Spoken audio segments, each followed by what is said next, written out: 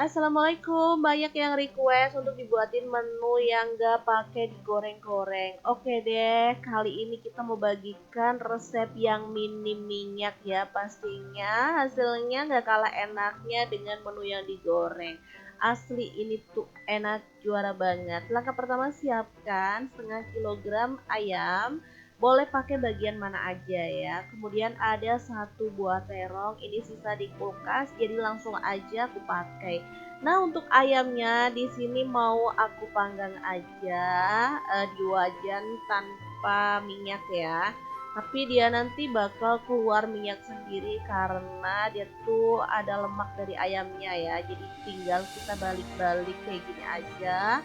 Pakai api sedang ya. Nanti dia bakal berwarna kecoklatan kayak gini dan keluar minyak ya teman-teman. Nah, seperti ini bisa dilihat itu ada ya di bagian bawahnya.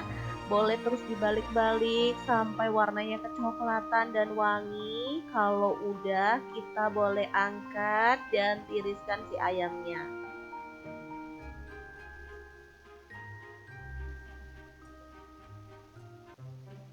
Oke, pakai minyak bekas ayam ya atau minyak ayamnya. Kita tumis juga si terongnya sampai berwarna kecoklatan kayak gini. Udah tinggal diangkat aja.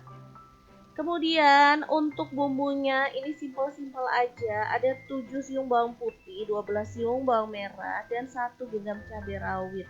Kalau teman-teman suka lebih banyak lagi cabai rawitnya boleh banget ya. Langsung aku chop kasar-kasar aja kayak gini. Selanjutnya aku tumis pakai bekasan minyak ayam tadi ya. Langsung aja diaduk-aduk sampai rata dan dimasak sampai benar-benar tanak dan wangi. Nah, kayak gini boleh tambahkan garam 1 sendok teh, kaldu jamurnya 1 sendok teh. Kalau teman-teman suka gula pasir boleh tambahin ya. Kalau nggak suka boleh di skip. Langsung aja airnya dimasukin bareng dengan terongnya. Lalu diaduk rata. Teman-teman boleh tambahin air kalau mau ya. Kalau enggak juga masalah. Nah, di sini aku tambahin air sedikit aja, kemudian kita masak sampai bumbunya benar-benar meresap. Biar lebih sedap, di sini aku tambahkan daun bawang 2 batang yang udah diiris-iris ya.